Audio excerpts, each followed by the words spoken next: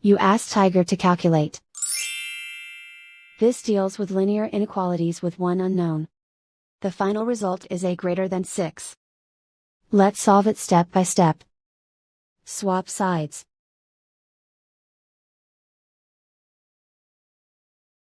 Isolate the a.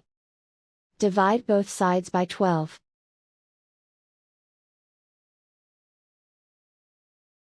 Simplify the fraction.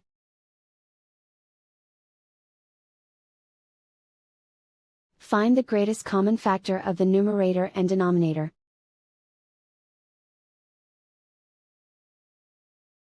Factor out and cancel the greatest common factor.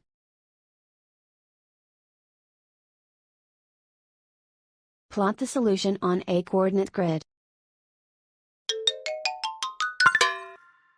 And so the final result is a greater than 6.